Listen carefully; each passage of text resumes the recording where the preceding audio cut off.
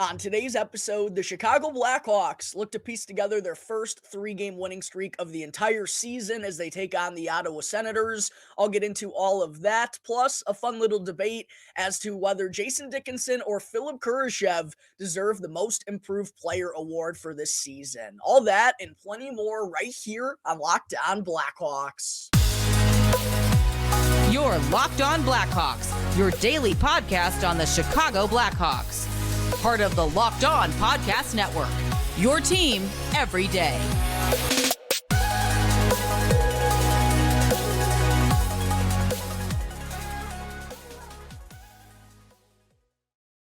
What's up, everyone? Welcome on into another episode of Locked On Blackhawks, part of the Locked On Podcast Network, your team every day. As always, I'm your host, Jack Bushman. You can go and give me a follow on X at Jack Bushman2, or you can also go and follow my Strictly Blackhawks account as well at Talkin' Hockey for all the latest Blackhawks news and updates. And just a quick reminder to everyone who's watching this on YouTube right now, like, comment, subscribe, all of that stuff is 100% free and really does help me grow the show tremendously. And if you're tuning in through Apple Podcasts, Spotify, wherever you may be listening to your podcasts, make sure you're downloading all of those latest episodes, rate and review the show as well. Those also really do help me out. And I also got to let you know that today's episode is brought to you by FanDuel. Sign up today and visit FanDuel.com/lockedon to get up to $200 in bonus bets if your first $5 bet wins. All right, good morning, everyone. Again, thank you all for joining me on another episode of Locked On Blackhawks, your one-stop shop for all things Chicago Blackhawks. And following a pair of victories for the Hawks in their last two outings, they, of course, beat the San Jose Sharks in epic comeback fashion, overcoming an early 4-0 deficit to steal that one 5-4 in overtime. And then most recently, they returned back home following their three-game West Coast road trip to take down the Calgary Flames by a winning score of 3-1. And that leads them here to tonight as they'll be going for their first three-game winning streak of the entire season. Yes, you heard me right, Blackhawks fans.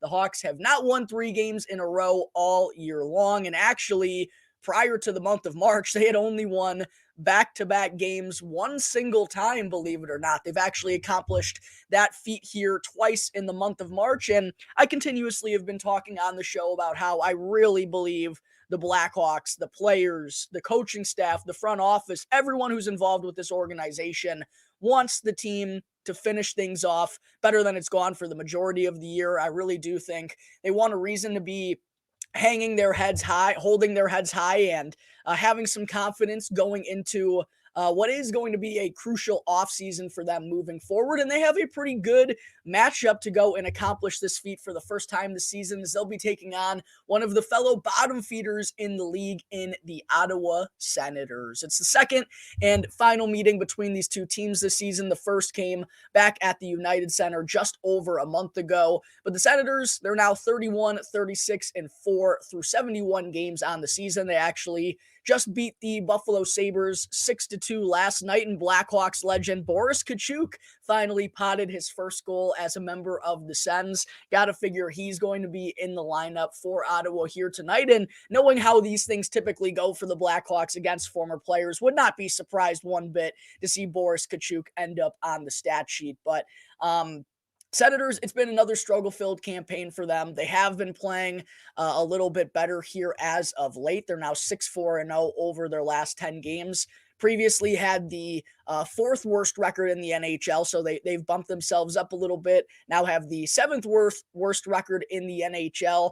But yeah, it hasn't been a pretty season for Ottawa either. The last 2 years, it really felt like more so last season than this year. They thought that it was finally going to be the time for them to become competitive for the Stanley Cup playoffs once again, and then extremely underwhelming. Obviously, Alex DeBrincat's first and only year in Ottawa didn't go the way that they had hoped. They wind up missing out on the Stanley Cup playoffs, and they become sellers at this year's deadline once again. But going back to the first meeting between these two teams, as I mentioned, was just over a month ago now at the United Center. The Blackhawks came out on top with that one by a final score of 3-2, a much-needed victory at the time, if you all remember correctly, because the Blackhawks were on an 8-game losing streak at that point in time, carrying over from before the NHL All-Star break, and it also wound up being the Hawks' lone win in the month of February, despite playing, I want to say, only one game on the road. I believe 9 of their 10 games in February, or 10 of their 11,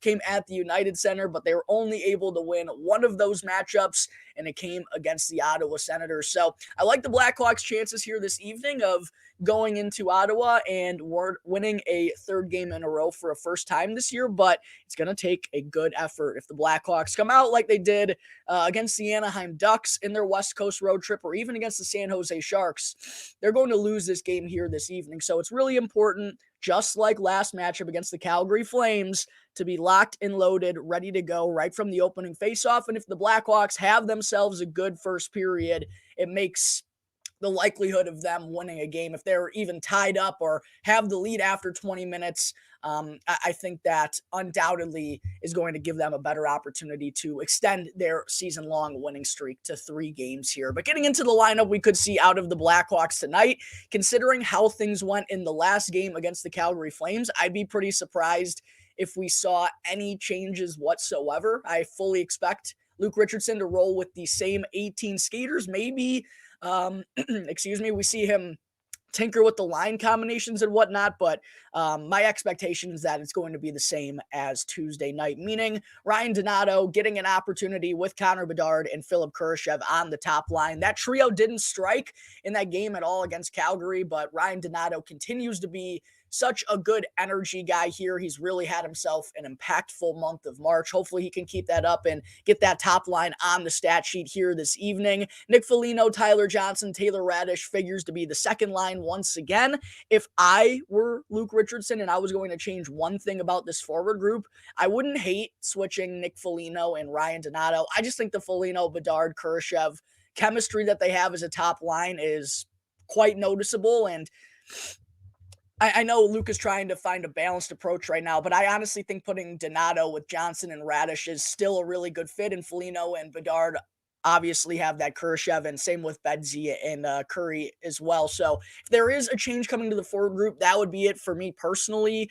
The third line, Mackenzie Entwistle, Andreas Athanasiou, Lucas Reichel. I don't love Lucas Reichel playing with Mackenzie Entwistle. That was kind of a gripe I had earlier on in the season. I would, like to see him with a Donato on that wing or someone with a little bit more skill, but considering Colin Blackwell's out of the lineup right now, the Hawks only have 12 healthy forwards.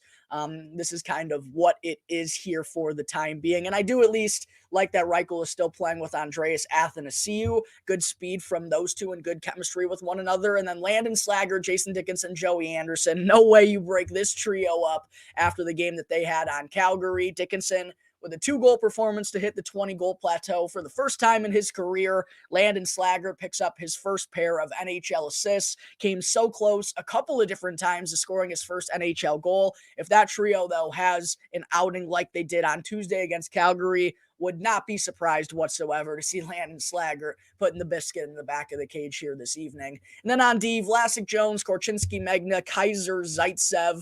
I think Kaiser's been quietly good these last couple of games, still making, 1 or 2 boneheaded mistakes. Last game, he actually had a pretty, just not a smart play, making a behind or a through the legs pass, trying to break out of the defensive zone at his own blue line, leads to a turnover. And then Jason Dickinson wound up taking a tripping penalty like 5 seconds later. But I do think Kaiser has made improvements compared to what he looked like during his first stint in the NHL. It just looks like he simplified things a little bit. He's making good exit passes, still has to work on being a little bit stronger in front of his own net, but I think that's really going to be an off-season change that he's going to try to make, or that's just, I think, a more proper time for him to put in a lot of work in those areas. So expect that to be the decor once again for the Blackhawks tonight, with Jarrett Tenorti as the extra man. And then I said this last game against Calgary, I feel the same way tonight against Ottawa. I do sadly feel like this is an Arvid Soderblom game. Maybe Luke Richardson goes with Peter Mrazek after he played really well against Calgary, one of his best outings in a little bit here, and maybe he understands the significance of this potentially being the first time, not potentially, this could be the first time the Blackhawks win 3 games in a row all season long. Maybe he wants to go with his number one goaltender to get the boys on that streak. But I also wouldn't be surprised if Arvid Soderblom winds up getting to go here tonight. This feels like a good opportunity for him with the Blackhawks on the road over the next week. This is one of the softer matchups. Wouldn't be surprised either way, but just putting it out there. Don't be too pissed if we do see Arvid Soderblom in net for the Blackhawks tonight, because I do think this makes sense in terms of a spot start. All right, there are my thoughts ahead of tonight's matchup with the Ottawa Senators. Coming up in just a moment here, Blackhawks fans, don't go anywhere, because I'm about to get into a fun little conversation on whether Philipp Kurashev or Jason Dickinson deserves the most improved player for the Chicago Blackhawks this season. But first, I got to talk to you all about eBay Motors. Passion, drive, and patience is what brings home the winning trophy, and it's also what keeps your ride or die alive. And eBay Motors has everything that you need to maintain your vehicle and to level it up to peak performance. From superchargers, roof racks, exhaust kits, LED headlights, and more. Whether you're into speed, power, or style, eBay Motors has got you covered. And with over 122 million parts to choose from, you'll always find exactly what you're looking for. Plus, with eBay Guaranteed Fit, your part is guaranteed to fit your ride every time, or else you'll get your money back. So keep your ride or die alive at ebaymotors.com. With all the parts you need at the prices you actually want, it's easy to turn your car into the MVP and to bring home that win. Again, that's ebaymotors.com. Segment 2. Chicago Blackhawks are back in action tonight and take on the Ottawa Senators with a 6 p.m. Central Time puck drop up in Ottawa. It's the second and final meeting of the season between these two teams, and you can catch all of the action of the Blackhawks hometown broadcast with SiriusXM on the SXM app. All you have to do is just search Blackhawks. Segment 2, I mentioned this in the comment section down below of yesterday's video, but with Jason Dickinson reaching the 20-goal plateau for the first time in his NHL career this season, I asked all of you out there, all the viewers, all the listeners, if Jason Dickinson is deserving of the Blackhawks' Most Improved Player Award, or should it be going to Philipp Kurashev for his offensive explosion that I don't think anyone saw coming in his 4th NHL campaign? And I also believe Alex Vlasic could probably be in this conversation for most improved player as well. But I do think, at least I did, and I feel like a lot of other people out there kind of held Vlasic in a little bit of a different regard, because he is obviously many years younger than Dickinson and still a couple years younger than Colin Blackwell. He was a high second-round pick who's been in the organization for a long time. Like, we've always been super excited about Alex Vlasic on D. I think,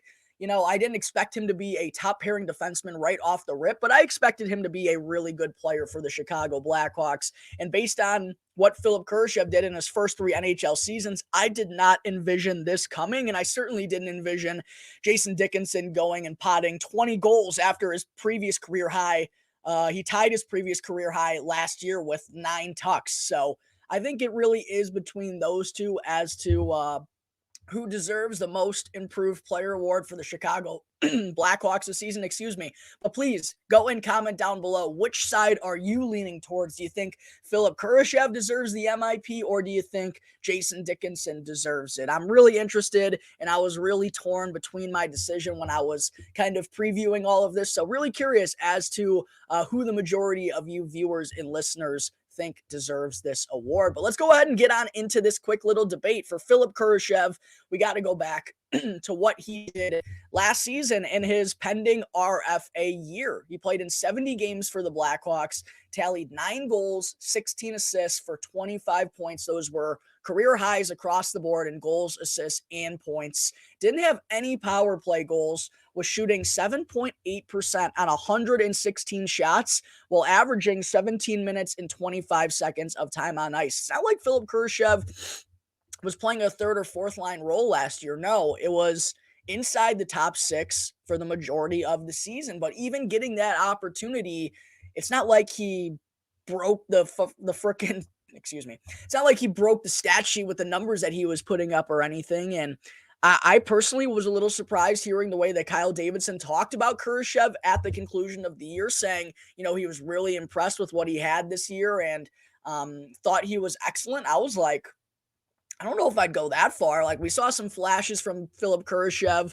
We saw it in stints, but the lack of consistency was really what plagued him throughout his first 3 NHL campaigns. And, I thought he was going to be in the mix to play on the Blackhawks' top 2 forward lines once again going into this year. I honestly thought playing with, Lucas Reichel and Andreas Athanasiou could potentially be a very good spot for him, but in no way, shape, or form did I envision him having the chemistry and with Connor Bedard leading to the type of season that he has put up this year. In 65 games, only 5 games fewer than last year, Kurashev has tallied 15 goals, 32 assists. He's doubled his previous career high in assists already in 5 fewer games, up to 47 points now on the year, closing in on 50. And as I've talked about a lot here on the show as of late, 13 points shy of 60 with 10 games to go. And he's been at a point per game clip here for the month of March with 15 points in his last 12 games.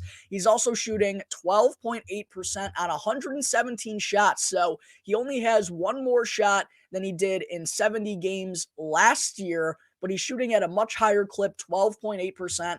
I think part of that goes to him understanding kind of the areas on the ice that he needs to go to and how to score goals, along with being out there with Connor Bedard on the ice. And just the growing confidence that he has been so noticeable all year long. The way that he's been able to produce in transition and the speed that he brings and the high hockey IQ, and again, just great chemistry with Connor Bedard, understanding how he likes to play, understanding how to put himself in positions to be successful. And I also think he's been a little bit better on the back check this year as well. His time on ice is up to 19 minutes and 2 seconds. I think that's only going to grow here in these final 10 games. He's been on the top line for basically the last 3 months and hasn't left that spot. And even more impressive to me is the 50.2 Corsi for percentage that Philipp Kurashev has at 5-on-5, meaning whenever he and Connor Bedard are out there, they're more often playing with the puck or getting shot attempts on the opposing goaltender than they are stuck in their own end, receiving them. So it's been an excellent season out of Kurashev. Like I said, I did not see this coming. I don't think anyone did, but boy, is it a pleasant surprise. I'm not really sure if he's going to be able to keep up this type of scoring moving forward, and I don't want to change my mindset about Philipp Kurashev just because of 65 games, but it's hard not to. I still don't think he's going to be a top line player of the future for the Blackhawks, but he definitely seems capable of being a second liner, and if not that, a very effective third liner. Would like to see him round out his defense a little bit stronger, but he's been very impressive this season. I'm thrilled with what we've gotten out of Philipp Kurashev. And then for Jason Dickinson, man, it has been a remarkable campaign as well, and boy, has he made the most out of his opportunity. Last year with the Blackhawks, he actually did that same thing. His first year with Chicago, he played in 78 games, which was a career high, tallied 9 goals, tied a career high in that category, added 21 assists, career high there, along with a career best 30 points, added 1 power play goal, shot 7.9% on 114 shots, while averaging 15 minutes and 56 seconds of time on ice. Mostly a third line center, still a guy, even though he hasn't been as reliable or wasn't as reliable as he is this year, still was one of the better defensive two-way forwards on the Chicago Blackhawks. 147.7% of his faceoffs with 80 blocks, 112 hits, 54 takeaways, and a 42.0 Corsi for percentage. But then if you go and look at Dickinson's numbers this year, they're basically all better across the board. By the way, he deserves a ton of credit for having played in all 72 games for the Blackhawks this season. The only player on their team that has accomplished that feat.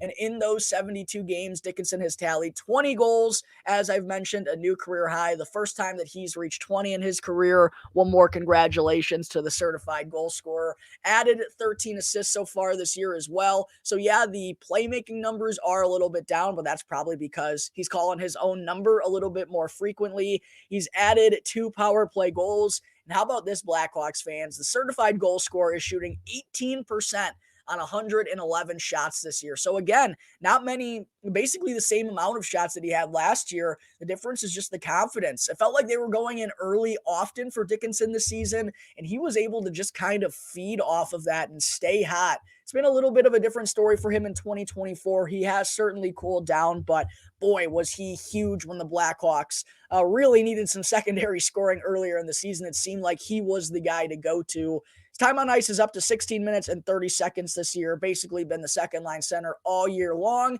And I also love to see the face-off win percentage up to 50.5%, up from 47.7% last year. And he's added 62 blocks, 123 hits. He's been even more physical than usual, along with 47 takeaways and a 44.4 Corsi for percentage, which is actually his best in 4 seasons since leaving the Dallas Stars. And I think it's also worth mentioning that JFresh Hockey posted Jason Dickinson's player war card on X the other day. And to everyone out there who's unfamiliar with JFresh, doesn't know what I'm talking about, go and check him out on X. He posts some awesome player profile cards that give you a little bit of an understanding about certain players, particularly defensemen or even defensive-minded forwards like Jason Dickinson, and some of the numbers that he's put up this year have been unbelievable. He ranks in the 94th percentile in the entire NHL in EV defense at 5-on-5. He's also in the 88th percentile in terms of competition, meaning that he always goes up against the hardest competition. He's always playing for Luke Richardson against the opponent's top line. He also has a WAR above the 75th percentile for this season alone, and he's also in the top 20th percentile in finishing this season. So it's been a spectacular year in lots of different ways for Jason Dickinson, breaking out in the goal scoring category, really good in the faceoff dot, becoming one of the better two-way forwards, unbiasedly, I'm being serious, one of the better two-way forwards in the entire NHL. He has been tremendous. With that being said, though, Blackhawks fans, this is tough for me. I was really torn on this one. I am still going to go with Philipp Kurashev because, I mean, he has the potential to hit 60 points here, and his previous career high was 25.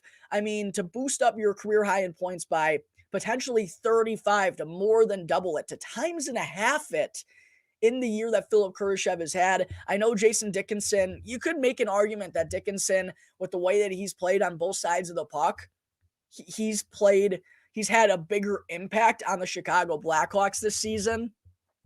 I do feel like there's a little bit of unsustainability with the numbers that he's put up. And I think what Philipp Kurashev is doing and the way he's going about it is just a little bit more sustainable. I don't know if that's fair to consider that in terms of a most improved player debate.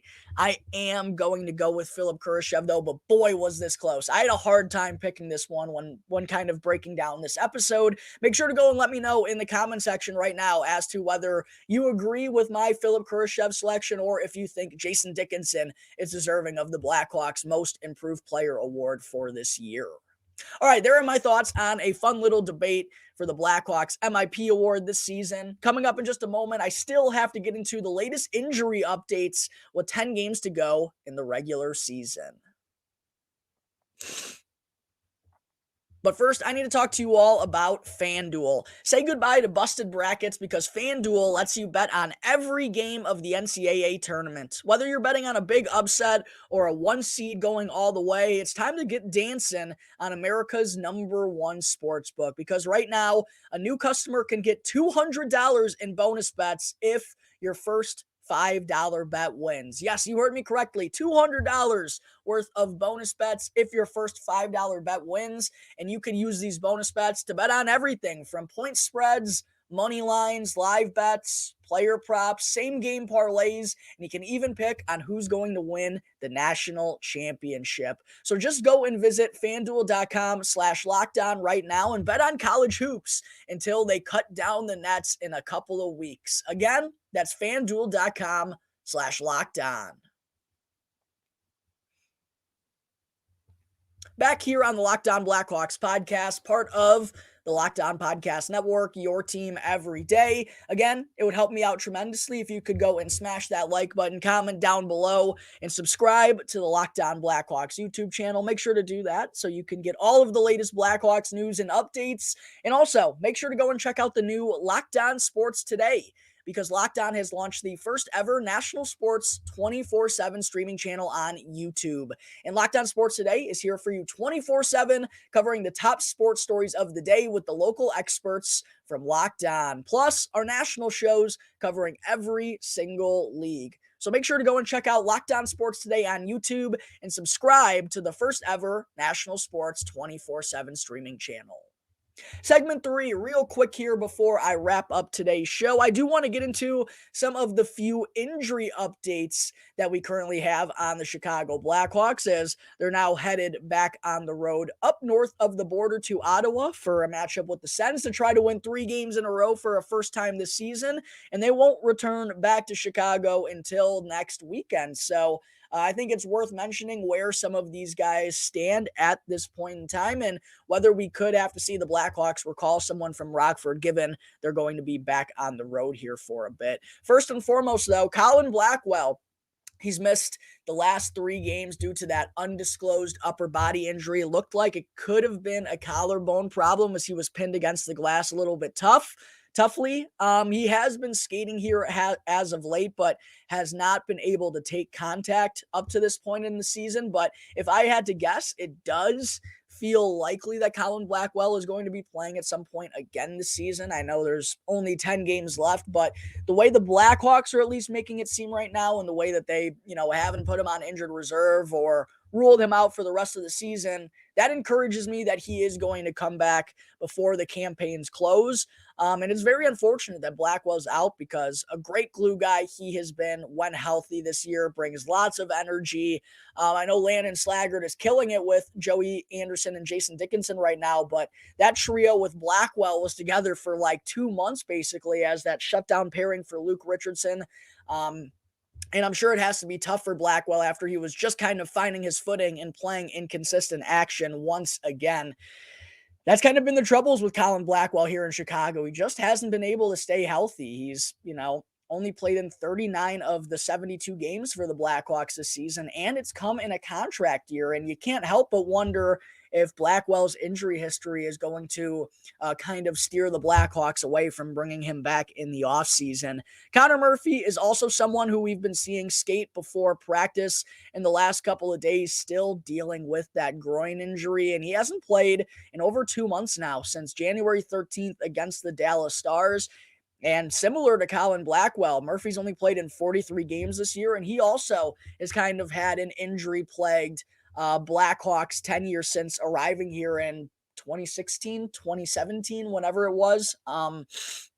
There is still hope, like Blackwell, that Murphy is going to be able to play again this season. I'm not going to keep my fingers crossed on that, but it does stink he's been out for so long, because it would have been a lot more comfortable, I think, for Kevin Korchinski to be consistently playing with a veteran right-handed defenseman alongside him in Connor Murphy. Really curious, though, as to what's going to happen to Murph here in the offseason. I do think because of his $4.4 million cap hit over the next 2 years, it's going to make it difficult for the Blackhawks to move. And I don't know if Kyle Davidson wants to be retaining salary for a 2-year stretch. And also, I don't think Murphy is really worth that value, if I'm being honest. He's probably a number 5 or number 6 defenseman on a Stanley Cup winner, and I don't even know if they want to be paying half of that at $2.1 million to take on his contract. And then Reese Johnson, do want to mention as well, he also has been skating, but still is in concussion protocol at this point in time. Seems to be progressing well, though, according to Coach Luke Richardson. But like Colin Blackwell, Reese Johnson is also a free agent at the end of this year. Same with Mackenzie Entwistle. And if I'm being honest here, just looking at the outlook for the forward group of the Blackhawks, I don't see any way in which both of those guys, Entwistle and Reese Johnson, are getting signed. I think one of them at the most is getting brought back, and wouldn't even say it's crazy to think neither are going to be back with the Blackhawks this year. I personally would lean towards Reese Johnson, though, just because he's a better center iceman. I think he's a little bit more physical, a little bit more scrappy, and is just a little bit of a more unique fourth liner than Mackenzie Entwistle. And I think Reese Johnson can just make bigger impacts than Mackenzie Entwistle can, if I'm being honest. So we'll see if Reese is able to come back this year, and we'll see what ends up happening with the decision on him as an RFA. And then I also wanted to mention Taylor Hall. He's not going to be playing this season, but has been skating recently in his rehab from the torn ACL that he suffered earlier on in the season. Just great signs that he's going to be fully ready to go when the Blackhawks hit the ice for training camp in the fall, and should be more than ready to go for opening night next season, hopefully along with Connor Bedard and Philipp Kurashev on the Blackhawks top line. All right, that is going to wrap up today's episode of Locked On Blackhawks. As always, thank you all again for tuning into the show. Be sure to go and follow Locked On Blackhawks for free right now, wherever you may be listening to your podcast, and to go and subscribe to the Locked On Blackhawks YouTube channel, and that way you can get the latest episode as soon as it becomes available each and every day. As always, I'm your host, Jack Bushman. Go and give me a follow on X at Jack Bushman2, and make sure to go and follow my Strictly Blackhawks account right now at Talkin' Hockey for all the latest Blackhawks news and updates. So until tomorrow's episode, go Hawks. Let's pick up that elusive third win in a row for the first time this season, and I'll catch you all next time on the Locked On Blackhawks podcast, part of the Locked On Podcast Network, your team every day.